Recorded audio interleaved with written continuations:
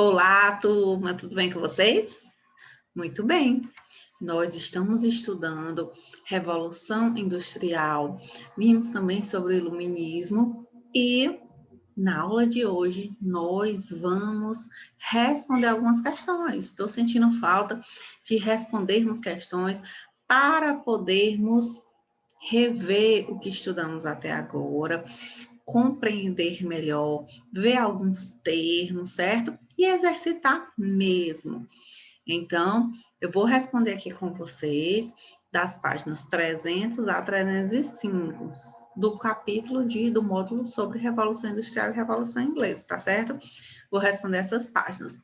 As demais vai ficar para vocês responderem, tá certo? Então, vamos lá?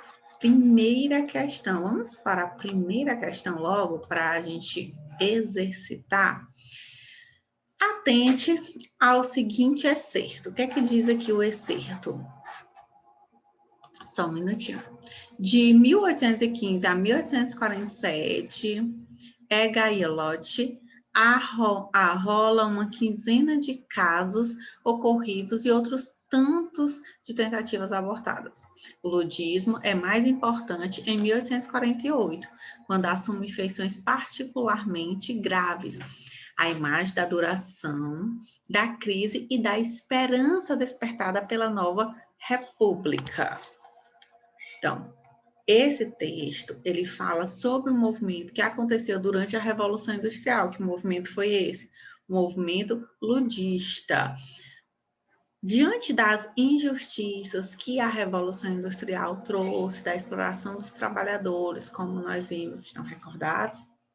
Releiam o módulo, tá certo? Releiam todo o módulo, porque é importante não só você assistir a videoaula, mas principalmente é muito importante que você busque o conhecimento e juntos nós vamos trilhar um caminho de sucesso, tá certo? Vamos poder facilitar.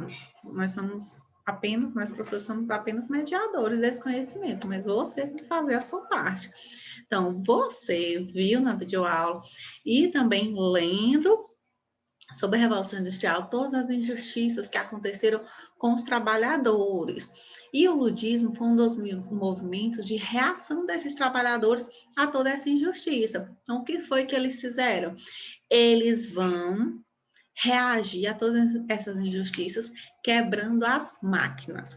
Por quê? Porque eles vão acreditar naquele primeiro momento que a causa de toda aquela situação de exploração, de miséria que os trabalhadores, os operários, né, os proletários viviam, a culpa de tudo isso era dessas máquinas. Então, eles vão lá e quebram as máquinas. É um movimento operário, então, de protesto contra a produção industrial, quebrando máquinas. Eu já estou, inclusive, dando mais essa informação aí, que, na verdade, nas alternativas, na que é correta, que é a letra C, ela nem tem isso da quebra de máquinas, mas é importante a gente saber, inclusive, para estar respondendo as demais questões. Então, foi um movimento operário de protesto contra a produção industrial. Na letra A, diz que é um ramo da psicologia voltado para casos extremos de política. Completamente errado.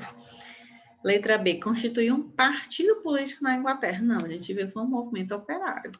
Letra D, foi uma manifestação de rebeldes franceses a favor da produção fabril. Não, foi um movimento operário contra a produção industrial, não a favor. E foi uma aliança entre patrões para reprimir trabalhadores? Não, foi um movimento dos trabalhadores contra as máquinas. Na verdade, eles deveriam estar contra os patrões, mas eles acreditavam que a culpa, já que as máquinas estavam substituindo o trabalho deles, era das máquinas. Ok? Vamos lá. Segunda questão. A divisão capitalista do trabalho, caracterizada pelo célebre exemplo da manufatura de alfinetes, analisada por Adam Smith, foi adotada não pela sua superioridade tecnológica, mas porque garantia ao empresário um papel essencial no processo de produção. Qual era o papel? O de coordenador que, combinando os esforços separados dos seus operários, obtém um produto marcante. Assim, ao analisar o surgimento do sistema de fábrica O texto, o que esse texto ele destaca?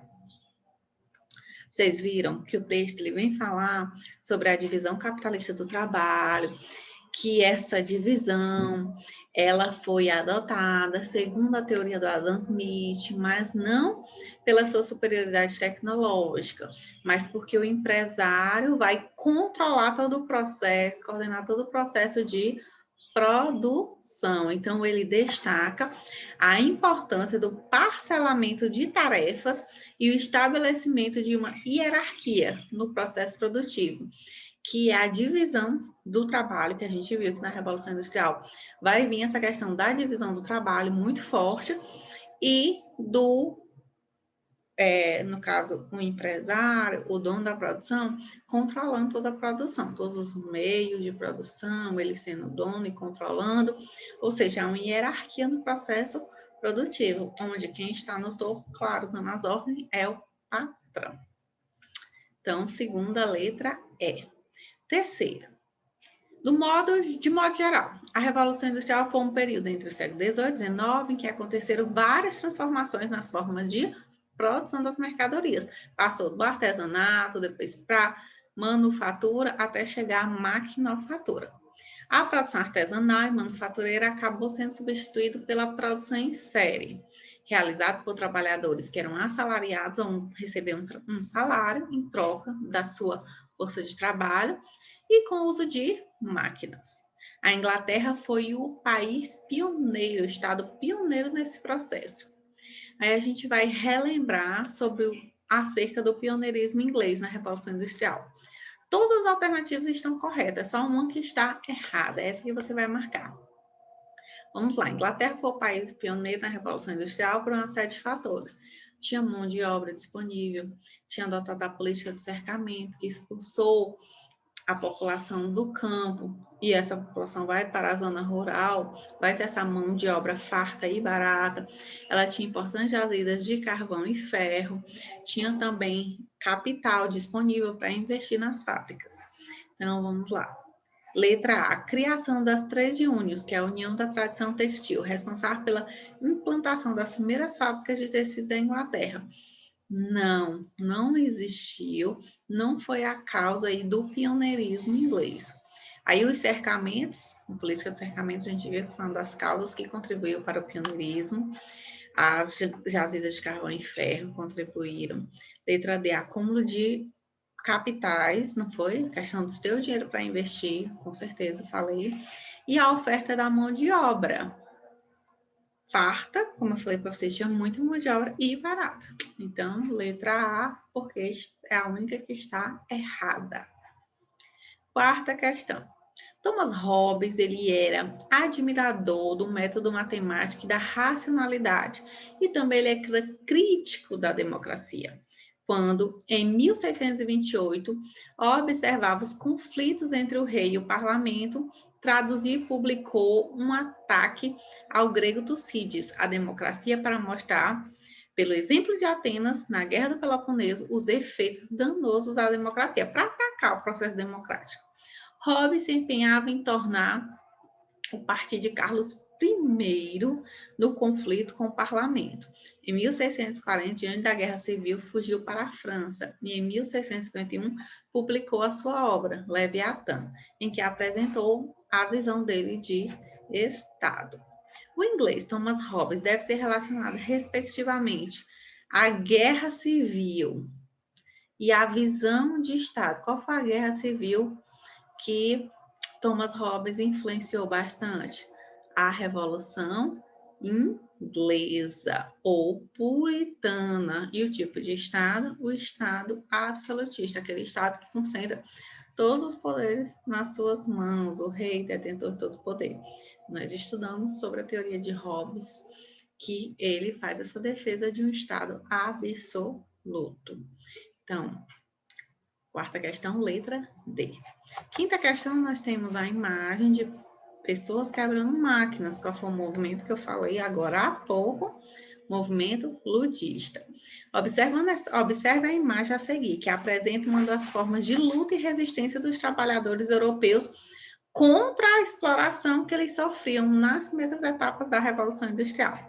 Analisando a imagem, é correto dizer que a estratégia de luta apresentada é isso daqui, por isso que eu falei para vocês, naquela questão lá, primeira, não tinha sobre a quebra de máquinas, mas em outros vocês iam precisar. É o ludismo, no qual os trabalhadores destroem as máquinas das fábricas, que eram considerados símbolos da opressão. Eles achavam que quem estava oprimindo eles, tomando a vaga do trabalho, eram as máquinas, controlando o ritmo da produção, eram as máquinas, né?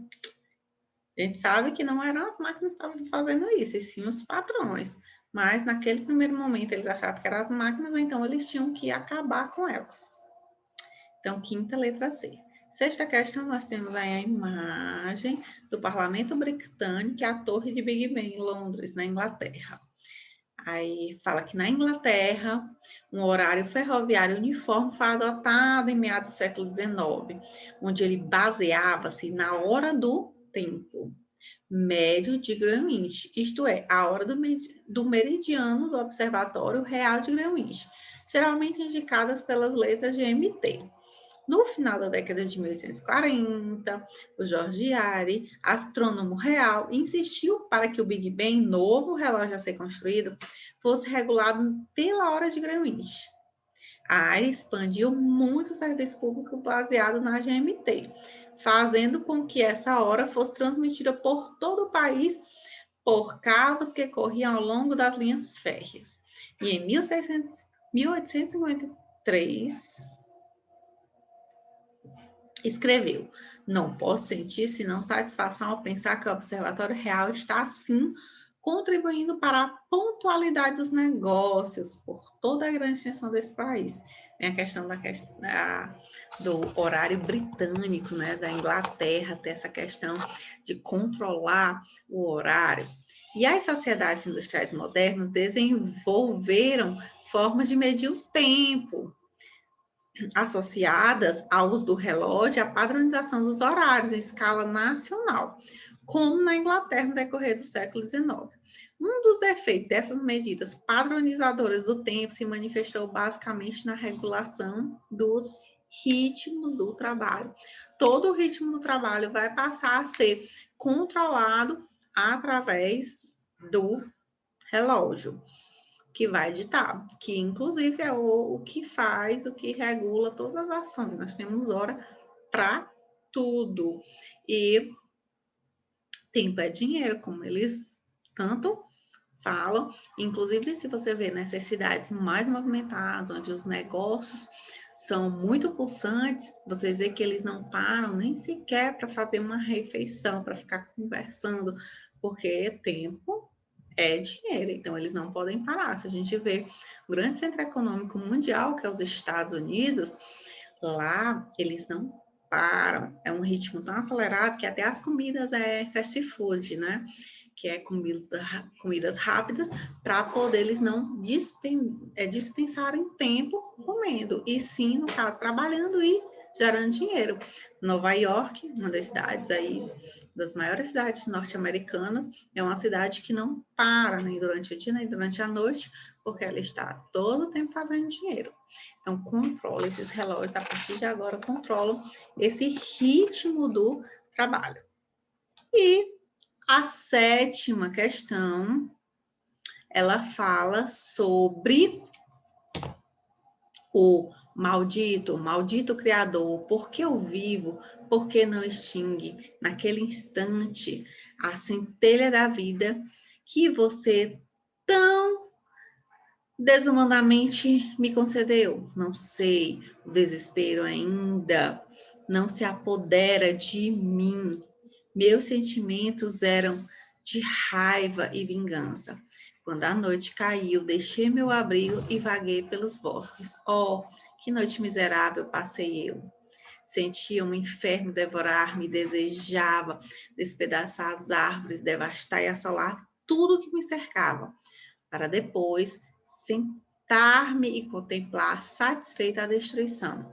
Declarei uma guerra sem quartel à espécie humana e, acima de tudo, contra aquele que me havia criado e me lançara a esta insuportável desgraça.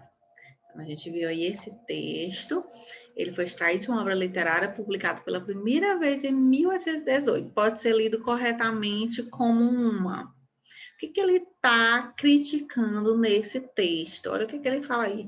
Quem será esse maldito criador? Para que eu vivo? Por que não me extingue naquele instante a centelha da vida que não tão desumanamente me concedeu?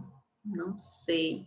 O desespero ainda não se apoderara de mim. O que ele está criticando? Você está vendo que ele está desolado com a situação dele. Ele vê como algo assim muito ruim a condição de vida. Então, o que ele está fazendo essa crítica?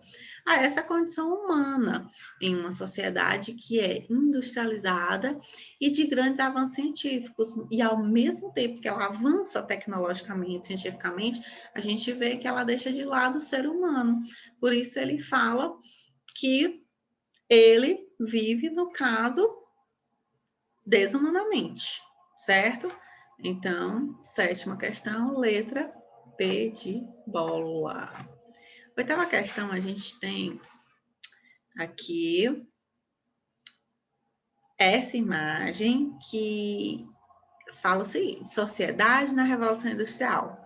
Aí tem uma pessoa olhando as chaminés das fábricas aqui. Nessa segunda imagem, a gente vê as pessoas nas ruas, pessoa aí mal vestida. A situação dessas pessoas que estão na rua não é boa, a situação socioeconômica. E aqui a gente vê assim, um contraste entre as fábricas, a poluição e os casebres. Então, tendo como base a análise da figura e os aspectos que definiram a primeira Revolução Industrial, considere as afirmativas a seguir e marque a que está errada. Na letra A, as transformações produtivas dessa fase atingiram rapidamente outros países, como a Alemanha, França e Estados Unidos, ainda no século XVIII, recrutando operários com salários atrativos. Os salários eram bons, eram atrativos durante a Revolução Industrial? Professor, esses operários, eles eram explorados, eles recebiam muito pouco, não tinha nenhuma lei trabalhista, eles eram assoberbados, a carga horária chegava até a 14 horas, falei para vocês, então eles não tinham esse salário atrativo, promovendo assim um intenso êxodo rural. Errado pelo salário atrativo e errado também porque na primeira fase, a industrialização, falei para vocês também, ela ficou restrita à Inglaterra. Só na segunda fase é que ela vai se expandindo para outros países, outros continentes, certo? Muito bem. Então, letra A já está errada. Claro, você vai ler todas, analisar uma por uma, tá certo? Nona questão. Por volta dos séculos XV e XVI, os artesãos tinham um grande interesse pelo seu trabalho específico e pela habilidade de realizá-lo. Assim, por exemplo, vidreiros, especialistas na difícil arte de fazer garrafas, copos e contas de vidro se realizavam, chegando até a revelar certo senso artístico. Dessa maneira, cada artesão se integrava totalmente em seu trabalho, interessando-se por ele, ou seja, aqui fala sobre o trabalho do artesão e sobre todo esse controle da produção que os artesãos tinham. Passados alguns séculos, a Revolução Industrial trouxe aos trabalhadores. Será que continuou dessa forma? A mesma satisfação que os artesãos, a Revolução Industrial trouxe a satisfação para os operários? Claro que não, professores. Os operários foram super explorados, estavam insatisfeitos. Uma maior satisfação, pois com a produção industrial, o fruto do seu trabalho era de melhor qualidade? De jeito nenhum, eles não estavam satisfeitos. Uma satisfação todo dia, pois no século XIX, a jornada de trabalho era de apenas 6 horas diárias e sobrava muito tempo para o lazer. Piada, né, gente? A gente sabe que lazer era algo que não existia, que a jornada de trabalho chegava a 14 horas. uma satisfação a todo mês, quando ele recebia seu salário, e ao final de um ano, quando ele podia tirar ter férias. Primeiro, que ele não ficava satisfeito ao receber seu salário, já que era muito pouco mesmo, não dava nem para as necessidades básicas. E segundo, essa parte aí final, quando ele podia tirar férias, gente, não existiam férias. Essa questão das férias, 13º, jornada de trabalho reduzido, tudo isso aí vai ser fruto das conquistas dos trabalhadores, depois de leis trabalhistas que vão vir anos depois, muitos anos depois, e depois de muita luta. Nenhuma satisfação, pois o operário não via o produto final do seu trabalho. Exatamente. O operário ele não estava nem um pouco satisfeito com o seu trabalho e com o fruto do seu trabalho, já que ele não era reconhecido. Então, nona letra E. Agora, nessa seção desenvolvendo habilidades, eu vou fazer o seguinte, são questões todas do Enem, que eu vou fazer o seguinte, eu quero primeiro que vocês respondam, para mim depois estar passando o gabarito para vocês. Então, eu falei para vocês que a gente ia fazer até a 305, mas é melhor mesmo a gente parar por aqui, na 303, nessa parte, só até a nona questão mesmo, tá certo? A seção desenvolvendo habilidades e também aprofundando o conhecimento, vocês vão responder ao término dessa videoaula. Vamos usar os minutos restantes aí da nossa aula para estarem respondendo essa atividade, tá certo? E treinando. Qualquer dúvida que vocês tenham, não estão conseguindo responder, retomem a leitura do módulo, retomem a videoaula, tá certo? Um beijo a todos vocês e até a nossa próxima videoaula.